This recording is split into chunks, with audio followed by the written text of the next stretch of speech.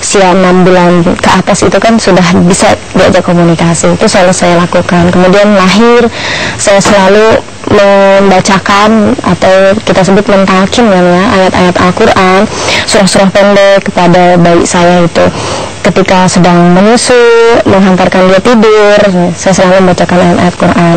Kemudian di usia bayi saya, usia 6 bulan saya bermain huruf-huruf hijaiyah dengan bayi saya. Alhamdulillah, karena stimulasi yang saya lakukan sejak dari dalam kandungan, ketika masuk usia pembelajaran itu saya terima hasilnya. Jadi mudah dia cepat menangkapnya. Usia 2 bulan huruf-huruf hijaiyah itu dia hafal, dan alhamdulillah saya lanjut ke metode baca. 2 bulan? 2 tahun. 2 tahun tadi yang bermainnya usia 6 bulan itu, ketika usia 2 tahun itu huruf-huruf hijaiyah itu sudah hafal. Dan langsung saya melanjutkan dengan mengajari dia membaca Al-Quran dengan metode Iqra.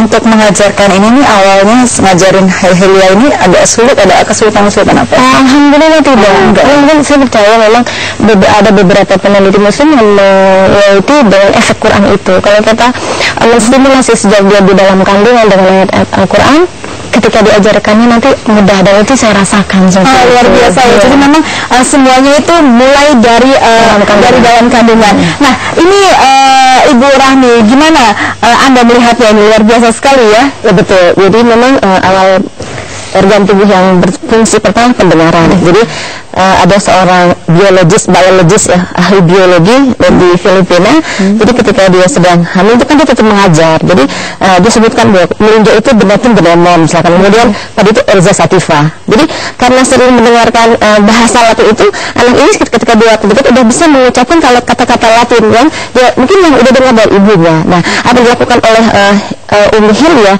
itu memang benar-benar menstimulasi pendengaran anak. Jadi memorinya sudah mulai bekerja, sehingga mudah buat Helia 2 tahun untuk belajar Al-Quran. Walaupun memang usia membaca, usia menulis itu 7 tahun. Tapi kalau lebih stimulasi sejak awal, ada pegang template ya di otak itu, menyambungkan stimulus sinapsis namanya, saraf di otak itu di bagian pendengarannya, itu di bagian sebelah kan sebelah sini keseimbangan itu. Makanya ketika kemudian sudah ada template-nya, ketika dia ketemu dengan objek yang aslinya, dia mudah sekali connect-nya. Oke, jadi betul ya, ada istilah menyebutkan bahwa anak ini bicara bahasa ibunya. Ya. Jadi ketika memang seperti apa ibunya bicara, pasti seperti itu juga anaknya, apalagi mau dari dalam kandungan gitu ya. Dan Umi Helia sendiri ini, kalau kita lihat kan sekarang umurnya Helia 6 tahun ya, begitu ya. Nanti kedepannya apakah punya target untuk mencapai berapa bisa menghafal Al-Quran? Umur sekarang 6 tahun, dan memang saya punya target di usia insya Allah secepatnya ingin bisa menyelesaikan 30 juz seperti itu. Doakan ya pemirsa. Amin, luar biasa ya, menjadi penghafal Al-Quran yang bermanfaat buat umat.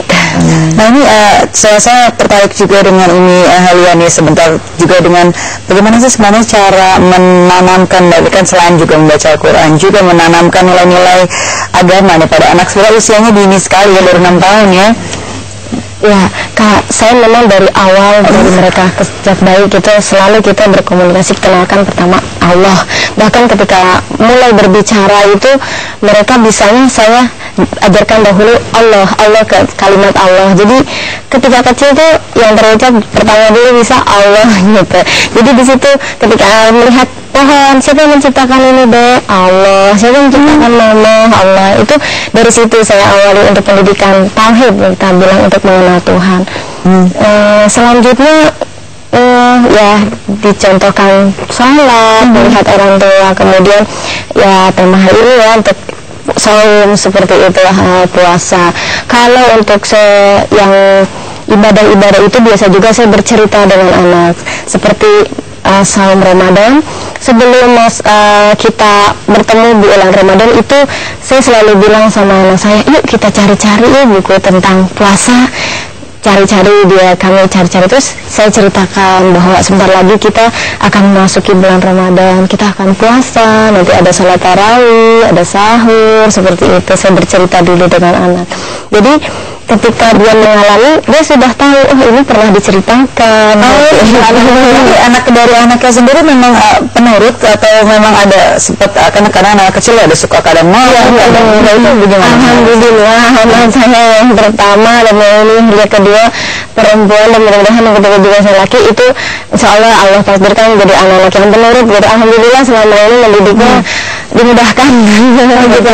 Oke, jadi kita melihat bahwa sebetulnya kan tidak lepas komunikasi ya, Bu Rahmi, antara anak dan ibu. Nah, nanti kita akan bahas lebih lanjut lagi sejauh apa sih komunikasi antara ibu dan anak, terutama di dalam kandungan setelah sampai akhirnya lahir dan sampai dia tumbuh, seperti apa untuk bisa mendidik ini menjadi anak yang bisa mengenal agama. Kita akan bahas di segmen berikutnya. Pemirsa jangan kemana-mana, tetaplah bersama kami. Kami kembali saat lagi.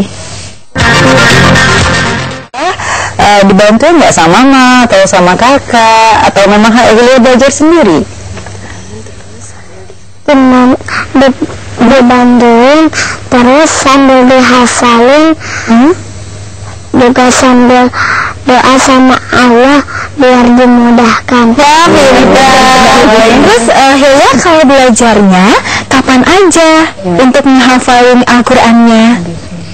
Habis salat subuh, terus habis tidur siang sampai asar, Maghrib, sama habis salat maghrib. Oh gitu. Jadi 3 kali sehari. Iya. Hafalinnya itu kalau habis salat subuh misalnya berapa juz atau berapa surat yang dihafalin? Nambah ayat baru dulu. Nambah ayat baru dulu. Langsung murojaah. Langsung murojaah. Murojaahnya 1 juz. Gitu. Pinter ya. Terus kalau kita lihat ya Umi ya, ini sepertinya kan dia kalem, sepertinya nurut. Ada nggak sih mungkin dia rasa mengeluh sedikit aja, Umi ini susah gitu. Mungkin ada nggak sih sedikit seperti itu? Kadang kayak itu tadi dibilang kalau ketemu ayat-ayat yang mudah dia cepat kadang, tapi kalau yang lagi agak repot dihafal tuh susah nih kayak gitu. Nggak sih bilang memang di Al-Quran tuh ada ayat yang mudah, ada yang susah, tapi terus aja dihafalkan, terus nanti sama Allah berdoa. Memang kalau mengeluh mungkin sedikit ya, karena memang dia sudah ada istilahnya blueprintnya, kakaknya itu. Kakaknya juga memang menghafal Al-Quran, tapi memang kalau kakaknya saya titip di pesantren, kalau Helia ini memang di rumah. Jadi kalau misalnya dia mengeluh, kakak di pesantren juga menghafal Quran, kalau kakak malah jauh dengan mama. Kalau Helia kan di rumah, ada mama, dekat mama, ada ayah, ada adik, jadi lebih enak kan. Kalaupun susah-susah sedikit nggak apa-apa deh, sabar aja. Ya, ini kembali ke Ibu Rahmi. Kita melihat ini sepertinya komunikasinya luar biasa sangat baik ya antara Umi dengan Helia gitu ya. Karena tidak jarang komunikasi antara ibu dan anak ini juga tidak terlalu baik gitu. Banyak juga mereka yang sekedar lahir ya sudah gitu, seperti apa adanya saja, mengajari hal-hal yang ya pada umumnya saja. Namanya menurut Anda ini seperti apa sih pentingnya komunikasi yang seperti itu? Pertama karena apakah ibu itu siap menjadi istri, siap menjadi ayah, siap menjadi orang itu siap menjadi ayah atau ibu atau suami atau istri. Jadi kalau dia menikah, benar-benar menikah itu untuk apa tujuannya? Jadi ada tujuannya target hidup. Kalau memang menikah hanya sekedar membuat status, berubah status dari single menjadi double gitu ya. Itu kan tidak ada yang dikerjakan. Tapi ketika kita menikah memiliki tujuan tertentu, ada target, tentu dalam setiap menit itu kita gunakan untuk mengasah kebiasaan anak kita, sehingga kalau kita pakai prinsip neuroscience, 7 tahun kita tidak boleh berteriak-teriak pada anak. Jadi kalau bicara itu harus lembut, bukan lembut, artinya tidak menggunakan kata-kata yang kasar, sehingga anak dekat sama kita. Kalau kita bilang semua anak pasti dia aktif, orang Jawa bilang petakilan ya. Tapi ketika kita bilang kursi untuk duduk gitu ya, di rumah berjalan, dia akan menyerap bahwa kalau di rumah memang kita nggak boleh berjalan, hanya berjalan. Kemudian kalau kemudian kita juga bicara dengan baik, anak kan akan dekat sama kita, sehingga mudah buat kita untuk memasukkan berbagai macam nilai-nilai spiritual, moral, dan kebiasaan ibadah. Contohnya mungkin menghafal Quran. Saya juga membayangkan apa Helia nggak bosan ya dari jam tadi 3:30 sampai jam saya dengerin gitu ya, saya dengarkan, dia tetap ya enjoy lah, karena tergantung pada caranya dan sudah terbentuk kebiasaan. Termasuk berpuasa juga. Sebelum lanjutnya kita akan satu telepon yang sudah masuk ya, Tiara. Halo, selamat malam. Selamat malam. Selamat malam. Assalamualaikum warahmatullahi wabarakatuh. Waalaikumsalam. Dengan siapa di mana? Ibu dengan Ibu Yaya di Tangerang. Silakan Ibu Yaya, langsung saja.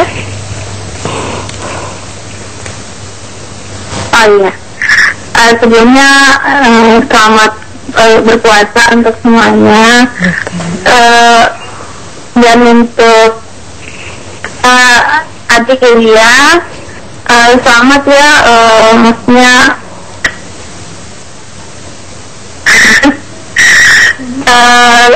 dengan menghafal Qurannya semoga bisa sampai 30 juz. Ya lalu saya mau bertanya nih sama ini ya, itu ada nggak kendala gitu ya untuk dalam mendidik Yulia itu supaya dalam menghafal Al-Quran, terus gimana caranya untuk mensiasati itu? Baik, ada lagi Bu ya? Mungkin saya mau sharing sedikit ya. Boleh? Ya, mungkin kalau kebetulan saya juga baru ada punya anak kecil umur 1,5 tahun. Jadi mungkin kalau mungkin anak harus dibiasakan kalian misalkan dari kecil itu, misalkan kalau abinya sedang ke masjid, kita bawa gitu kan ke ikut sertakan. Jadi mungkin dari situ hal yang seperti itu tuh kita harus tanamkan, karena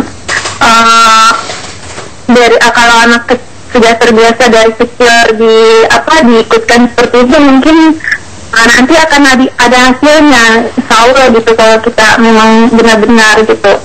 Mungkin dari situ hal kecil seperti itu, karena kebanyakan orang kan ngapain gitu dibawa anak-anak ke situ kan, masih kecil, padahal hal yang seperti itu bisa menjadi jalan juga untuk anak bisa mau gitu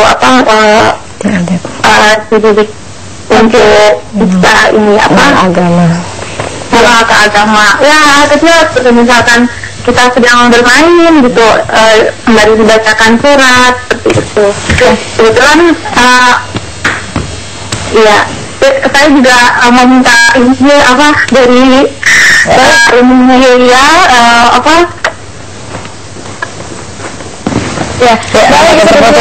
terima kasih Ibu Yaya juga. Sebelum menjawab, sebenarnya kita akan melihat tayangan yang berikut ini pemirsa. Ada puasa.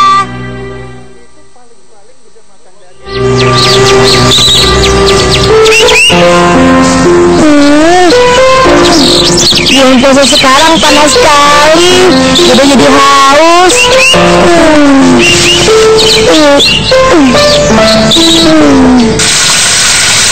Oh ya, segar.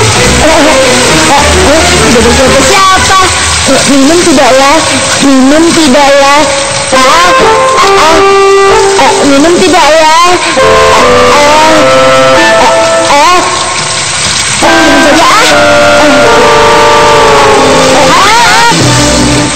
Dodo tidak minum, Dodo kan lagi puasa. Iya, Dodo tidak bohong. Sungguh, tadi Dodo hanya cuci muka saja. Iya, Dodo, kenapa kau galak begitu? Siapa yang menuduh kau minum, Do? Tapi jangan-jangan kau minum ya, Do? Sudah mengaku saja. Enak saja, jangan sembarangan ya. Dodo tadi sedang berwudu tahu. Ini kan waktunya sholat zuhur. Iya kan? Iya, sedang wudu ya. Aku juga mau wudu dulu ya. Jangan meledek kamu ya. Untuk apa Dodo buka sekarang? Sekarang kan baru jam segini. Biasanya juga Dodo buka puasanya habis sholat isya tahu. Udah gitu tidak perlu sahur lagi. Dodo kuat puasanya. Bagaimana? Hebat sekali kau, Do.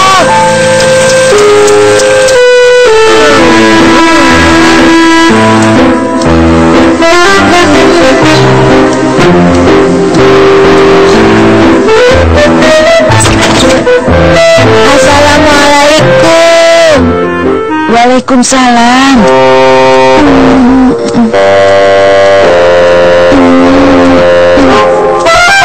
Dodo, kenapa? Kok lemah sekali? Tidak kuat ya puasanya? Dodo mau buka? Dodo masih kuat kok, Bu. Hanya saja.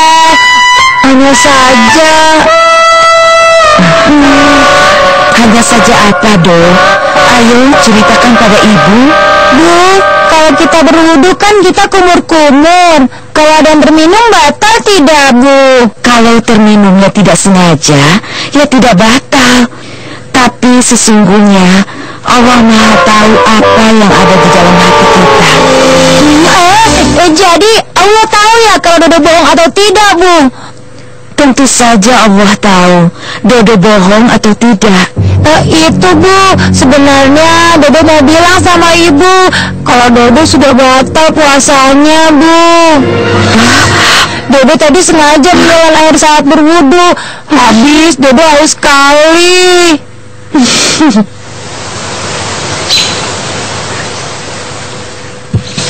Samil, ayo duduk di sini. Ayah ingat Dodo kan, teman Syamil itu? Ingat, memangnya kenapa? Kata Dodo dia berpuasa tanpa sahur ya. Lalu dia berbukanya setelah Isya. Dodo itu kuat sekali ya, tidak lapar. Bukan masalah kuat atau tidak kuat. Puasa Ramadan itu ada tata cara yang diajarkan oleh Nabi Muhammad SAW. Tata cara seperti apa? Aku tidak mengerti, Ayah. Pertama, kita harus berniat puasa sebelum waktu subuh, sebagaimana yang pernah dikatakan Nabi. Kedua, makan sahur, yaitu makan di malam bulan Ramadan sejak lepas tengah malam hingga menjelang waktu subuh. Dan makan sahur lebih baik diakhiri waktunya. Dalam sebuah hadis, Nabi bersabda, makan sahurlah, karena di dalam sahur ada berkah. Makan sahur ini penting agar tubuh kita mempunyai energi atau tenaga untuk melakukan kegiatan esok harinya, misalnya sekolah, belajar, bekerja, memasak, dan lain sebagainya. Dan sahur inilah yang membedakan puasa umat Islam dengan puasa umat lainnya. Dan yang ketiga, menjaga diri untuk tidak melakukan hal-hal yang membatalkan atau merusak pahala puasa, seperti marah-marah, mencuri, atau juga bertengkar. Selain itu, kita harus menyegerakan berbuka puasa bila waktunya sudah tiba. Dalam sebuah hadis qudsi, Rasulullah bersabda, hamba yang paling cinta kepadaku ialah mereka yang menyegerakan berbuka. Kalau memang benar begitu, berarti Dodo tidak cinta kepada Allah.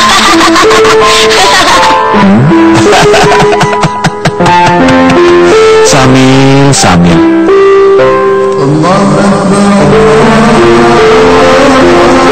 Alhamdulillah, akhirnya Syamil tamat puasanya. Allahumma laka sumtu wa bika amantu wa ala rizkika aftartu bi rahmatika ya arhamar rahimin. Ya Allah, untukmu aku berpuasa, kepadamu aku beriman, atas segala rezeki yang kau berikan dengan segala rahmatmu, Wahai yang maha pengasih dan penyayang. Seperti biasa kan, betul ya Bu ya, seperti itu. Terus sahur kita memang perlu agak repot juga nih sahur. Kalau kita sendiri aja kan kayaknya cepet, tapi kita harus membangunkan anak, kita harus sabar bangunkan, nggak sekali bangun langsung bangun kan mereka, tapi sekali belum bangun, nanti balik lagi kita bangunkan lagi. Jadi harus memang dibutuhkan kesabaran yang lebih gitu untuk membiasakan ibadah-ibadah kepada anak-anak kita, membiasakan mereka dari kecil. Nah, tepat sekali. Ini terkait juga dengan bagaimana sih tipsnya untuk bisa melatih adik-adik kecil ini untuk bisa berpuasa. Nah, Bu Rami, bagaimana sebetulnya puasa untuk aturan anak usia dini ini sih sebenarnya? Puasa pada anak usia ini adalah bentuknya latihan, ya, membentuk memori ada anak kita bahwa oh ya nanti ada namanya berpuasa. Oleh karena itu sebelum membiasakan anak itu berpuasa perlu dipahami dulu ya tentang kesehatannya, kemudian tentang apa namanya juga sebelum masuk Ramadan kita sudah memberikan suasana. Ramadan sebentar lagi, kalau perlu kita membuat hiasan di rumah bahwa oh kita akan menyambut sebuah tamu Ramadan. Kemudian kenapa di sejak kecil? Karena pada usia ini anak tidak banyak bertanya. Ya, kan kalau udah agak besar dikit, kenapa sih mesti puasa? Tapi ketika dia masih kecil, dia bisa berpuasa, bangun ya, walaupun bangun mesti, aku bangunnya kalau udah sampai selang dia. Nah, saya di rumah diponakan ya, sedang melatih untuk berpuasa. Jadi kemudian semalam kita bangunkan, dia susah sekali. Ternyata dia bilang sama kakaknya, aku itu kalau dibangun suamiku sampai ditarik, sampai aku sampai ke tempat, aku baru bangun. Oh, kan kamu tidak tahu, itu terus ibunya. Kemudian yang repot juga kan ketika dia tengah hari kan haus bun, haus ma, gitu. Nah itu tugas orang tua bagaimana mengalihkan perhatiannya, melakukan kegiatan yang menyenangkan buat anak sehingga dia tidak dengan rasa haus pada itu. Nah itu kalau dikatakan dibutuhkan memang niat yang kuat dan kesabaran. Tapi juga tidak boleh memaksakan. Kalau memang tengah hari itu dia merasa merasa dia haus dan kita sudah dehidrasi, ya harus dikasih makan dan minum. Sehingga ketika kita melatih anak kita di luar negeri berpuasa, itu pihak sekolah memberikan kertas. Kalau anak kamu sedang di sekolah dan kelihatan lapar, bolehkah kami memberikan dia minum dan makan? Nanti kita sign yes gitu. Jadi itu ada informed consent. Artinya dia juga nggak mau disalahkan. Aku lagi datang puasa, kok kenapa kamu tidak benar ya? Kalau di luar negeri seperti itu. Nah, sehingga kita juga mengajak pada anak kita, kalau mulai udah dirayu-rayu, kemudian diajak bermain, dia masih terasa kelihatan juga nggak kuat, ya sudah berbuka, nggak apa-apa gitu ya. Pada hari pertama mungkin hanya sampai jam 9 sampai jam 12, terus meningkat sampai nanti usia 7 tahun harus sudah bisa berpuasa penuh. Usia 7 tahun sudah pelatihannya berarti sebelum 7 tahun. Ada yang secara berbeda dari yang ngelatih yang anak kecil atau mungkin yang memang sudah siap untuk berpuasa? Pertama memang pengetahuannya dulu bahwa dari semua. Tapi kalau dalam pembiasan ABC kita pakainya affective, kemudian behavior, baru si itu kognitif. Jadi seusia ini dia nggak perlu kenapa mesti puasa. Yang penting dia suka puasa. Kalau puasa aku dibikin makanan kesukaanku. Kalau puasa aku ketemu sama papa karena bisa buka puasa bersama. Itu efektif dia senang. Itu boleh dengan cara seperti itu. Seperti itu dengan misalnya bertanya, nanti kalau misalnya puasa dikasih hadiah apa? Itu boleh ya. Dalam pendidikan kan memang ada yang namanya reward and pastinya seperti positif konsekuensi dan negatif konsekuensi. Nah, kalau dia berpuasa, konsekuensi positifnya dia mendapatkan hadiah. Hanya efektif sebelum anak masuk sekolah atau di bawah 9 tahun. Itu 9 tahun, puasa nggak mau gitu. Nah, dia tidak efektif dengan reward itu. Jadi justru 7 di bawah 7 itu efektif. Nanti kalau nanti buka puasa, kalau ada puasa nanti bunda berikan es krim kesukaanmu. Nah, sekarang saya punya anak 12 tahun. Saya memacu dia untuk khatam Quran pada Ramadan ini. Nah, dia lagi baca Jeremiah Theater. Dia baru mendapatkan the fifth kan, dapat yang kelima. Saya pada yang keenam. I will bring it, I will buy it if you finish the Quran this month. Gitu. Alright, dia bilang this month gitu. Terus ternyata saya lupa. Khatam itu kan berarti finish ya. Nah, saya nggak bilang 30 juznya. Dia ternyata mulainya di tengah Quran. Udah Rahman ya.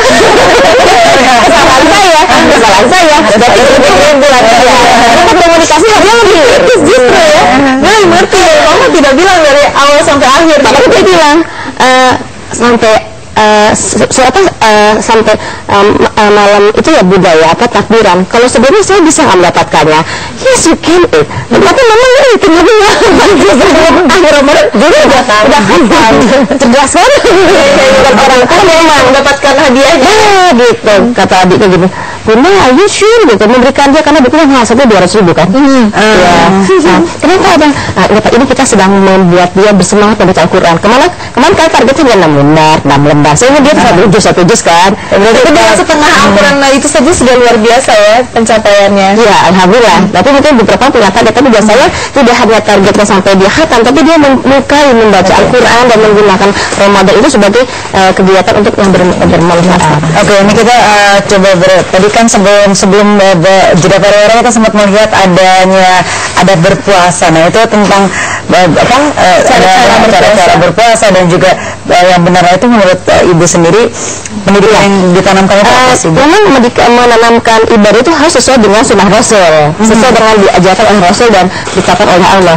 Nah, artinya memang kalau memang berpuasa itu tetap adab-adabnya dikasih tahu, diberitahu bahwa ketika berpuasa itu kamu sarapannya dipercepat. Biasa sarapan jam 7 dipercepat jam 4 atau setengah 5 gitu ya. Kemudian makan siangnya dimundurkan menjadi jam 6. Jadi bukan berarti puasanya nggak makan lagi, wah serem benar ya. Karena menggunakan kalimat positif. Jadi sahur sahur itu lah makan pagi juga dipercepat, makan siangnya dimundurkan, sehingga tidak ada kesan puasa itu penyiksaan ya, seperti dikatakan oleh orang non muslim. Puasa itu sistem menyenangkan. Nanti di sebuah hadis dikatakan ketika kami masuk bulan Ramadan, kami berpuasa dan mengajak anak-anak berpuasa. Jika dia rewel, kami ajak mereka bermain dengan benang dari benang sutra. Artinya at the time pada saat itu yang menyenangkan adalah bermain benang sutra. Sekarang mungkin ada yang games ya, ada yang main keluar. Jadi bagaimana caranya orang tua mengalihkan rasa lapar dan kegiatan yang baik yang dia sukai. Oke, baik, nanti kita sebelum break nanti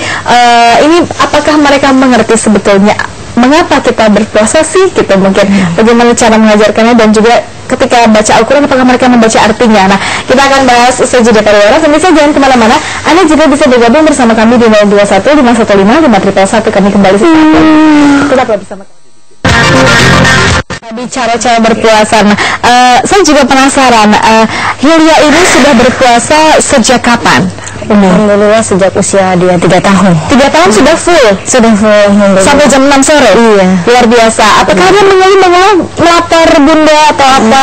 Pertama-tama sih memang ya seperti ada mengeluh. Tapi itu tadi hadis yang tadi ya Bunda. Jadi ketika ada rasa mengeluh gitu, saya alihkan, misalnya saya ajak bermain, kemudian mewarnai atau apa, akhirnya dia lupa gitu, kemudian baca cerita, bisa lanjut lagi puasanya. Itu sendiri ngerasa suka kasihan nggak sih, karena masih kecil ya? Pernah juga. Kalau disuruh sampai sore, padahal kita kadang dewasa aja, kadang-kadang puasa suka bolong-bolong.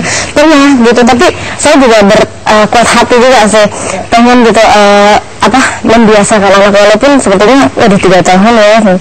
Tapi menurut saya di sini batinnya ibu ya, kemudian kepada Allah ya gitu. Kalau misalnya memang merasa bismillah, insya Allah kalau misalnya yakin Allah menolong karena untuk kebaikan anak, jangan bisa gitu. Dan alhamdulillah tidak terjadi apa-apa. Bagaimana dari segi kesehatan sendiri? Usia 3 tahun dia sudah berpuasa sampai full. Apakah ada pernah sakit atau mungkin kenapa gitu? Alhamdulillah tidak pernah mengalami sakit. Dan memang saya siasatinya di menu buka dan menu sahurnya. Jadi saya selalu mengupayakan di situ gizi seimbang, selalu ada sayur, kemudian ada susu, kemudian ada buah. Itu saya bertahap memberikannya. Misalnya jam 3 itu saya bangunkan dulu, Kak bangun sebentar ya, minum susunya. Selesai minum susu, udah boleh tidur lagi. Kemudian nanti setengah jam selanjutnya saya bangun lagi, Kak makan dulu ya sebentar nih buahnya nih, saya kupasin jeruknya misalnya, saya suapin, udah tidur lagi. Nah setelah itu nanti terakhir udah mau mendekati maghrib, itu baru saya subuh, saya bangunkan lagi, bangun yuk sekarang udah mau subuh nih, kita harus udah makan, baru makan nasi, saya siapkan pelan-pelan. Nah itu memang tadi butuh kesabaran untuk melatih seperti itu. Tadi sempat saya mendengarkan di tengah puasa sempat sakit panas ya? Ya pernah dulu diuji oleh Allah ketika usia 4 tahun itu, di tengah-tengah puasa dia saya pegang panas badannya, terus saya tawarkan buka aja ya Mak, minum, kemudian nggak usah dilanjutkan. Ternyata dari Hilya sendiri nggak maunya nanti bukanya bareng mama sama ayah. Dan alhamdulillah saya bersangka baik dengan Allah, mudah-mudahan puasanya tidak terjadi apa-apa, dan puasa itu memang diberitakan oleh Rasulullah adalah menyehatkan. Ya udah nggak apa-apa kalau misalnya nanti mau bukanya, kemudian dia bertahan sampai maghrib, bukanya di maghrib, alhamdulillah selesai berbuka, subhanallah panasnya hilang. Jadi justru menyembuhkan ya, dengan berpuasa malah bisa sembuh. Ini bisa menjadi inspirasi bagi seluruh para orang tua yang sedang menjalankan atau mengajari anak-anaknya berpuasa. Nah, ini Ibu Rahmi, apakah sebetulnya ada pengaruh peran keluarga dalam melatih anak usia dini melakukan puasa? Sangat penting dan keluarga pertama gini. Sebagai ibu atau orang tua kita mesti tiga. Betul. Ya kan, beda sama kata waktu.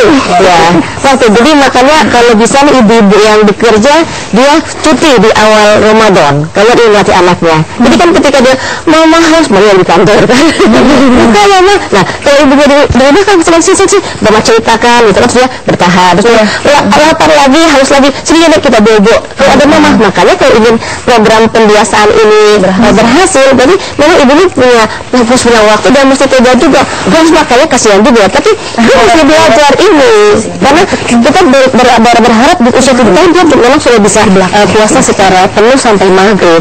Memang harus Oke, baik. Terakhir ini mungkin Umi Yulia bisa memberikan sebuah tips secara singkat bagi para orang tua agar bisa selanjutnya bisa mengajari anak-anaknya berpuasa dalam usia dini. Silakan. Pertama, berdoa kepada Allah, minta supaya anak-anak kita dikuatkan untuk melakukan ibadah-ibadah sejak mereka kecil. Kemudian kalau untuk berpuasa, yang membuat suasana berpuasa itu menyenangkan, sahur menyenangkan dengan menu-menu yang menyenangkan buat anak, dan tentunya tetap diperhatikan gizinya. Kemudian selalu kemudian diisi kegiatan berpuasanya itu dengan kegiatan-kegiatan yang positif sehingga bisa mengalihkan perhatian anak ketika lapar. Kita ajak dia bermain atau apalah yang bermanfaat sehingga bisa menghilangkan rasa laparnya sejenak sehingga bisa bertahan sampai maghrib. Mungkin itu. Baik, luar biasa kesimpulannya, dan terima kasih sudah hadir bersama kami Ibu Rahmi Dahnan dan juga Umi selaku orang tuanya Hilya, dan juga Hilya sudah terima kasih bisa hadir di sini. Tadi sudah baca Al-Quran luar biasa. Terima kasih. Sama-sama.